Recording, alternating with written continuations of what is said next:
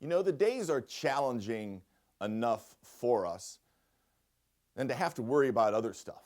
You know, I live by the teachings of the Bible, but then we have created by man this whole litany of things like the 7 deadly sins. You know, envy, greed, lust. I mean, come on. I got to think about those during the day. But the one that I really have this interesting relationship with is sloth. Sloth. You love the way that thing rolls off your tongue, sloth. You know, dictionary.com tells us that sloth is the habitual disinclination to work, indolence, laziness, sloth. Now, let me take you back to the airport. I'm on a flight, stop in Atlanta, the ATL.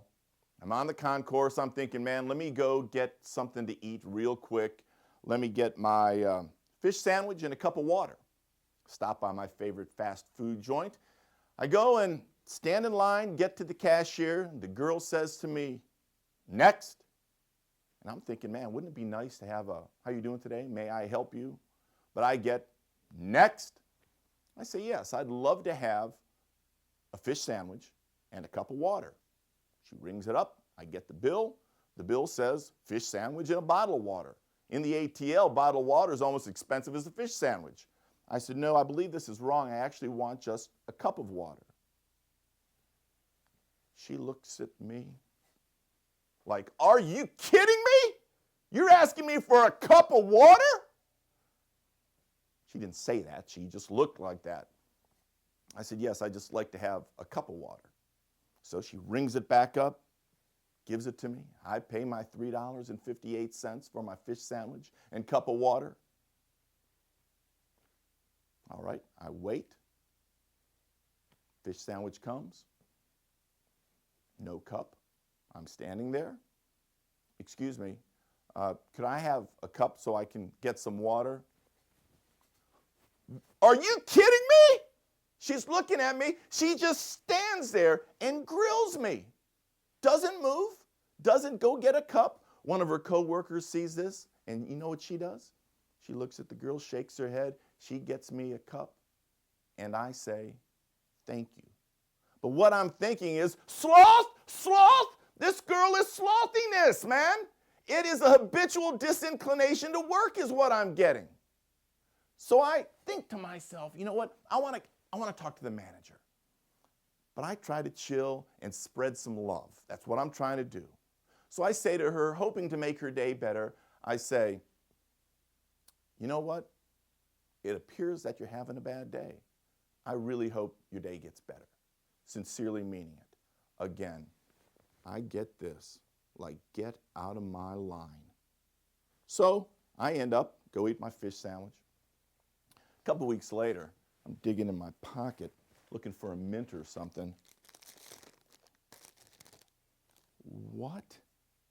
The fast food restaurant receipt. So it shoots me back a couple weeks earlier, and I start reading this thing. At the bottom it said, if we did not exceed your expectations, we would love to hear from you. Had Tim's name on the bottom of that receipt and an email address.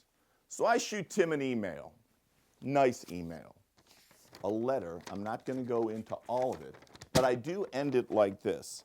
I say to him, I know my few dollars will not make or break the company, but I hope the human relationship will improve as we are all striving to make it through a world laden with unhappiness. Thank you for your time, and I appreciate the opportunity to voice my concern as you have requested on the sales receipt. If we did not exceed your expectations, we would love to hear from you. Well, Tim, you heard from me. I hope you have a wonderful day. A couple weeks go by. I get something in the mail, an envelope from the fast food restaurant. Very nice letter from Tim apologizing. And you know what else? A $10 gift certificate for my next meal on this fast food restaurant.